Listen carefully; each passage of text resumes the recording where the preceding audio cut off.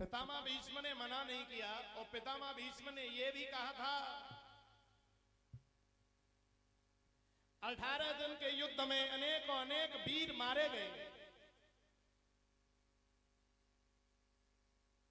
पहला दिन हुआ जब युद्ध का समय, पहले दिन का युद्ध है, पहले दिन का जब युद्ध शुरू हुआ तो दुर्योधन ने कर्ण को सेनापति बनाना चाहा। पितामह भीष्म खड़े होकर के कहने लगे, जानते थे अर्जुन और कर्ण का आमना सामना हुआ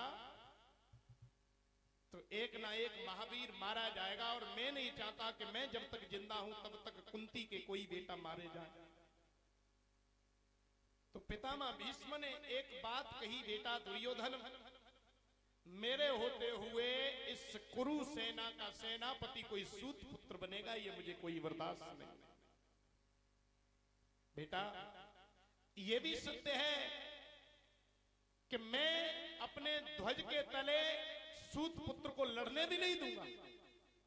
पितामह भीष्म ने ना जानते हुए भी, थोड़ी देर सुनो, बड़ा अच्छा लगा, बड़ी देखो थोड़ी बात समझ में आएगी फिर अच्छा लगेगा, और जब पहली शुरुआत की बातें समझ में ना आई तो बाद में कुछ समझ में नहीं आएगा।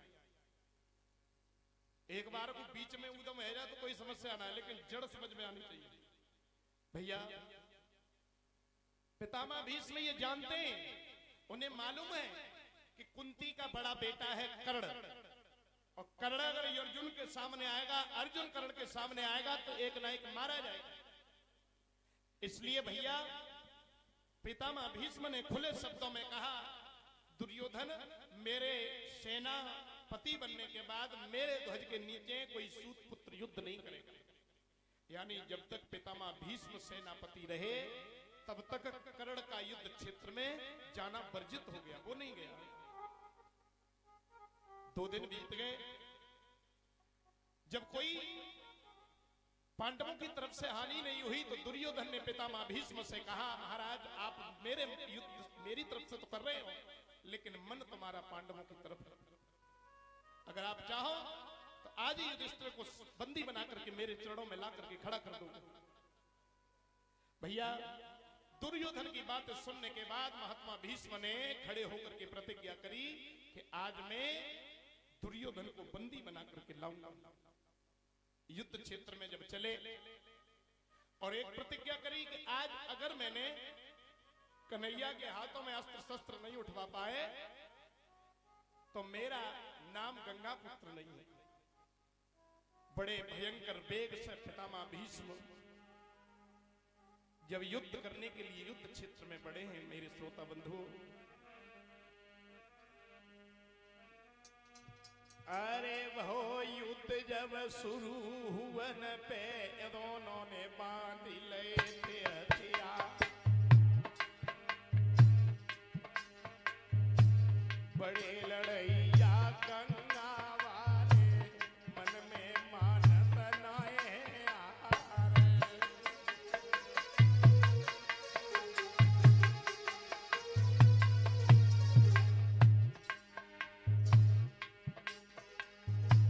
पुत से अर्जुन इत से बाबा मानो काल रहुए नियरा,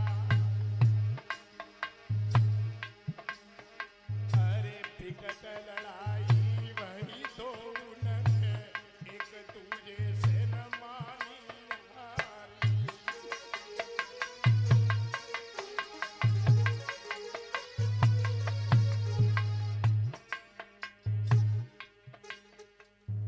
जब अर्जुन एक बाण छोड़ते हैं तब तक बाबा भीष्म के धनुष से कई बाण छूट जाते हैं।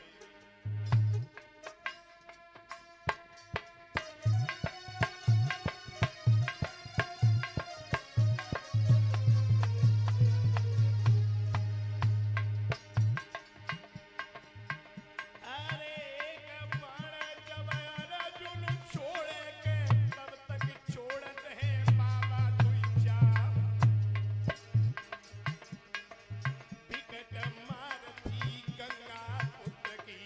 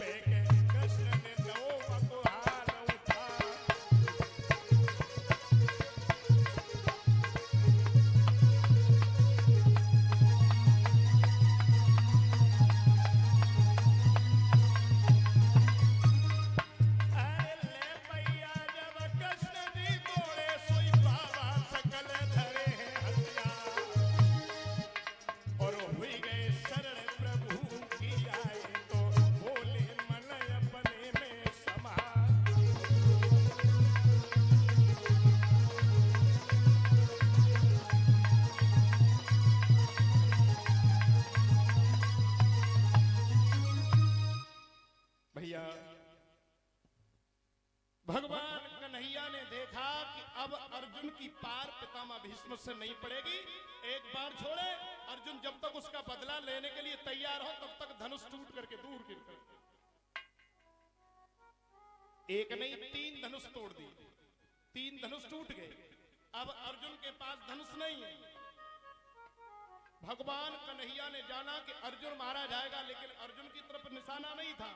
बाबा का निशाना था कि कन्हैया पे अस्त्र शस्त्र उठवाऊंगा, प्रतिज्ञा करी और भगवान भक्त के वश में होते।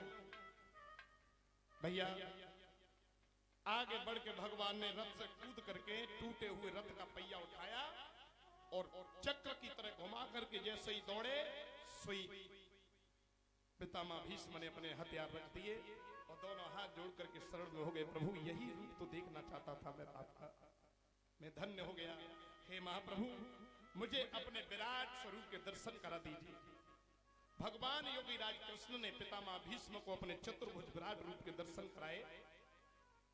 अगले दिन की युद्ध की तैयारी है। रात के ही समय भगवान कन्हैया भेष बदल के पितामह भीष्म के शिविर में पहुंचे और कही, बाबा आपका काल कैसे है, आपकी मृत्यु कैसे होगी, क्योंकि इच्छा मृत्यु का फल है, बता दीजिए। जब तक तुम नहीं मरोगे पांडव विजयी नहीं होंगे। पितामह भीष्म कहने लगे, कन्हैया अब मेरे जाने का समय है। मैं इस दुनिया में केवल स्त्री के ऊपर हाथ नहीं उठाता। अगर तुम